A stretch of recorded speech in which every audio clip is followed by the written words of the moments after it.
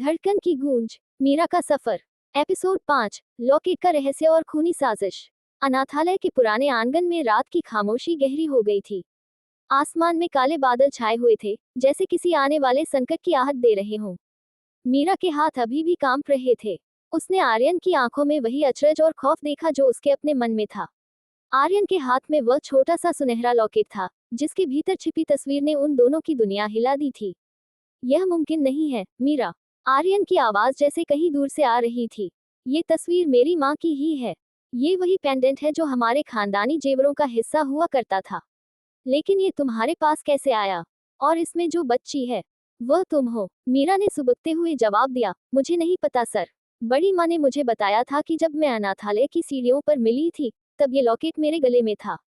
मैंने इसे कभी नहीं खोला, क्योंकि मुझे लगा था कि शायद यह मेरी माँ की आखिरी निशानी है। लेकिन आज जब मैंने इसे देखा, तो मुझे लगा कि जैसे मेरी पूरी पहचान ही एक झूठ है। आर्यन ने तस्वीर को गौर से देखा। तस्वीर में दिख रही महिला के चेहरे पर वही राजसी चमक थी जो गायत्री खन्ना के चेहरे पर आज भी है, लेकिन उसकी आंखों में एक ममता थी जो आर्यन ने कभी महसूस नहीं की थी। तभी अनाथालय के अंदर से बड़ी माँ बाहर आई।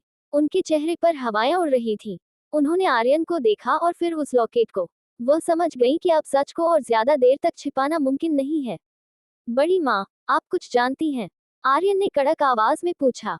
क्या ये लड़की मेरे परिवार से जुड़ी है? बड़ी माँ ने एक गहरी आह भरी और आंगन के टूटे हुए चबूतरे पर बैठ गई। बेटा, आज से 22 साल पहले की रात मुझे आज भी याद है। बहुत तेज बारिश हो रही थी। कोई चुपचाप इस बच्ची को यहाँ छोड़ गया था। उस रात मैंने एक काली गाड़ी को तेजी से जाते देखा था। उस गाड़ी पर खन्ना एम्पायर का लोगो लगा था। मुझे लगा था कि शायद कोई मजबूरी रही होगी, इसलिए मैंने कभी किसी को नहीं बताया। मुझे डर था कि अगर मैं सच बोलने की कोशिश करूंगी, तो इस बच्ची की जान को खतरा हो सकता है। उधर शहर के पौष इलाके में स्थित खन्ना हवेली में गायत्री खन्ना अपने कमरे में बेचैनी से टहल रही थी। उनके हाथ में शराब का गिलास था, लेकिन उनके चेहरे पर जहर जैसी कड़वाहट थी। रघु, क्या खबर लाए हो? गायत्री ने अपने वफादार गुर्गे को देखते ही पूछा। रघु ने सिर झुकाकर कहा, मालकिन, खबर बुरी है। छोटा मालिक आर्यन उस अनाथालय में है, और ऐसा लगता है कि मीरा के पास वह लॉकेट है जिसे आपने सालों पहले उसे पहनाया था। गायत्री ने गिलास जमीन पर पटक दिया। कांच के टुकड़े चारों तरफ बिखर गए। बेवकूफी, मैंने उस रात ड्राइवर से कहा था कि उस बच्ची और लॉकेट को किसी गहरी खाई में फेंक दे, लेकिन उसने उसे अनाथालय में छोड़ दिया। और अब वह लड़की मेरे ही बेटे के करीब आ गई है। अगर आर्यन को पता चल गया कि मीरा उसकी सगी बहन है, या फिर वह सच जो मैंने दुनिया से छिपाया है, तो मेरा सब कुछ खत्म हो जाएगा। गायत्री की आंखों में एक अजीब सी वहशत थी। रघु, वह लड़की कल की सुबह नहीं देखनी चाहिए। आर्यन के वहां से निकलते ही अनाथालय को आग लगा दो। मुझे कोई सबूत नहीं चाहिए। न वह लड़की, न वह लॉकेट, और न ही वह पुरानी औरत जो उसका राज जानती है। लेकिन मालकिन, छोटा मालिक अगर वहां हुआ तो? रघु ने डरते हुए पूछा। आर्यन को किसी बहाने से वहां से हटाओ। उसे कहो कि उसकी माँ की तबीयत बहुत खराब है। वह तुरंत घर भागेगा, गायत्री ने कुटिलता से कहा। अनाथालय के आंगन में आर्यन और मीरा अभी भी उस तस्वीर के सच को सुझाने की कोशिश कर रहे थे। अचानक आर्यन का फोन बजा। घर से कॉल था। हेलो, क्या माँ को दिल का दौरा पड़ा है? आर्यन का चेहरा सफेद पड़ गया। उसने मीरा की तरफ देखा। उसकी आंखों में दुविधा थी। एक तरफ उसकी बीमार माँ थी और दूसरी तरफ वह लड़की जिसके पास उसके अतीत की चाबी थी। मीरा, मुझे जाना होगा। माँ की तबीयत अचानक बिगड़ गई है। तुम अपना ख्याल रखना। बड़ी माँ, मीरा को अकेले मत छोड़िएगा। मैं कल सुबह जल्दी आऊंगा और हम इस बारे में विस्तार से बात करेंगे, आर्यन ने बदहवासी में कहा और अपनी कार की ओर भागा। मीरा ने उसे जाते हुए देखा। उसे एक अनजाना डर सता रहा था। सर, रुकिए, उसने आवाज दी, लेकिन आर्यन की कार धूल उड़ाती हुई जा चुकी थी। रात के करीब 2 बजे थे। अनाथालय में सब सो चुके थे। मीरा अपनी खिड़की के पास बैठी उस तस्वीर को देख रही थी।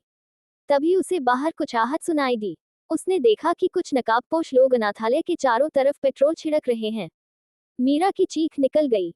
बड़ी माँ, उठिए, अनाथालय में कोई है। इससे पहले कि मीरा कुछ और कर पाती, एक चिंगारी फेंकी गई और देखते ही देखते आशा की किरण, अनाथालय आग की लपटों में घिर गया। पुरानी लकड़ी और सूखे पत्तों की वजह से आग तेजी से फैली। बचाओ, बचाओ, बच्चों के रोने की आवाजें गूंजने लगी।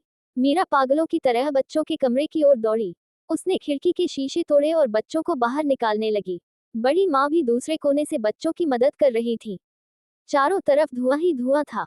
मीरा का दम घुटने लगा, लेकिन उसने हिम्मत नहीं हारी। तभी उसे याद आया कि वह लॉकेट और वे पुराने दस्तावेज, जो उसके होने का प्रमाण थे, वह अभी भी उसके कमरे की अलमारी में थे। वह वापस अपने कमरे की तरफ भागी। मीरा, मत जाओ, आग बहुत बढ़ गई है, बड़ी माँ ने चिल्लाकर कहा। लेकिन मीरा नहीं रुकी। वह आग की लपटों को पार करते हुए अपने कमरे में पहुंची। उसने अलमारी खोली और लॉकेट निकाला। जैसे ही वह मुड़ी, छत का एक जलता हुआ हिस्सा उसके सामने गिर गया। रास्ता बंद हो चुका था। उधर हवेली पहुंचते ही आर्यन को पता चला कि उसे झूठ बोला गया था। गायत्री खन्ना अपने कमरे में आराम से बैठी थी। माँ, आप तो ठीक हैं, फिर फोन क्यों आया कि आपको हार्ट अटैक आया है? आर्यन ने हौंफते हुए पूछा। गायत्री ने मुस्कुराते हुए कहा, आर्यन, तुम्हें उस गंदी जगह से दूर लाने का यही एक तरीका था। वह लड़की तुम्हारे लायक नहीं है। आर्यन का दिमाग सन रह गया। उसे तुरंत खतरे का एहसास हुआ। उसने न्यूज चैनल चालू किया। हेडलाइन चल रही थी, शहर के बाहरी इलाके के अनाथालय में भीषण आग, कई बच्चों के फंसे होने की आशंका। आर्यन के हाथ से फोन गिर गया। नहीं, मीरा। वह पागलों की तरह वापस अपनी कार की ओर भागा। गायत्री चिल्लाती रही, लेकिन आर्यन ने पीछे मुड़कर नहीं देखा। आर्यन जब अनाथालय पहुंचा, तो दृश्य हृदय विदारक था। पूरी इमारत जल रही थी। बड़ी माँ बाहर रो रही थी। मेरी मीरा अंदर रह गई। साहब, उसे बचाए। आर्यन ने बिना सोचे समझे अपने कोट को पानी में भिगोया और आग के भीतर कूद गया।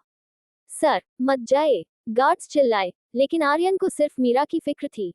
अंदर धुएं के कारण कुछ दिखाई नहीं दे रहा था। आर्यन ने चिल्लाना शुरू किया, मीरा, कहाँ हो तुम? तभी उसे एक हल्की सी खांसने की आवाज सुनाई दी। मीरा अपने कमरे के कोने में बेहोश पड़ी थी। उसके हाथ में वह लॉकेट कसकर दबा हुआ था। आर्यन ने उसे अपनी बाहों में उठाया। आग की लपटें उसके कपड़ों को छू रही थी, लेकिन उसने मीरा को ढाल बना लिया। जैसे ही वह मीरा को लेकर बाहर निकला, अनाथालय की छत भरभरा कर गिर गई। आर्यन और मीरा जमीन पर गिर पड़े। आर्यन की पीठ जल चुकी थी, लेकिन उसने मीरा को आंच नहीं आने दी। सुबह का सूरज निकल रहा था। अनाथालय अब राख का ढेर बन चुका था। बच्चों को सुरक्षित स्थान पर भेज दिया गया था। मीरा की आंखें खुली, तो उसने खुद को एक अस्पताल के बिस्तर पर पाया। उसके पास ही आर्यन बैठा था, जिसकी पीठ पर पट्टियां बंधी थी। मीरा ने धीरे से उसका हाथ पकड़ा। आपने अपनी जान जोखिम में क्यों डाली? आर्यन ने उसकी आंखों में देखा, जिनमें अब आंसू नहीं, बल्कि एक गहरा विश्वास था। क्योंकि तुम मेरी जिंदगी का वह सच हो, जिसे खोने की ताकत मुझ में नहीं है मीरा। चाहे तुम मेरी बहन हो या कोई और, मैं तुम्हें अब खुद से दूर नहीं होने दूंगा। तभी डॉक्टर अंदर आए और उन्होंने मीरा की मेडिकल रिपोर्ट आर्यन को सौंपी। आर्यन ने रिपोर्ट देखी और उसके चेहरे पर एक अजीब सा भाव आया। मीरा, इस रिपोर्ट के मुताबिक तुम्हारा ब्लड ग्रुप बहुत दुर्लभ है, ओ नेगेटिव, ओ बॉम्बे फेनोटाइप। और तुम्हें पता है, मेरी माँ का ब्लड ग्रुप भी यही है। यह इत्तेफाक नहीं हो सकता। मीरा ने लॉकेट की तस्वीर देखी और फिर आर्यन को। तो क्या मिसेज गायत्री खन्ना ही मेरी माँ है? लेकिन फिर उन्होंने मुझे मारने की कोशिश क्यों की? आर्यन ने मीरा का हाथ चूम लिया। मैं इस सच की तह तक जाऊंगा। अब ये सिर्फ तुम्हारी लड़ाई नहीं है, ये हमारी लड़ाई है। और शुरुआत होगी उस हवेली से, जहां से तुम्हें निकाला गया था। आज से तुम अनाथालय में नहीं, खन्ना हाउस में रहोगी, एक मालकिन की तरह। मीरा डरी हुई थी, लेकिन आर्यन की आंखों में मौजूद जुनून ने उसे ताकत दी। उसे नहीं पता था कि खन्ना हाउस में उसका स्वागत फूलों से नहीं, बल्कि कांटों से होगा। गायत्री खन्ना हार मानने वालों में से नहीं थी, और अब वह अपनी साजिशों का जाल और भी खतरनाक तरीके से बुनने वाली थी। जारी है अगले एपिसोड 6 में। मीरा की खन्ना हाउस में एंट्री। गायत्री खन्ना का मीरा के प्रति नफरत भरा व्यवहार और आर्यन का अपनी मां के खिलाफ विद्रोह। क्या आर्यन साबित कर पाएगा कि मीरा उसकी सगी बहन है, या गायत्री कोई ऐसा नया खेल खेलेगी जिससे आर्यन और मीरा के बीच की दीवार और ऊंची हो जाए?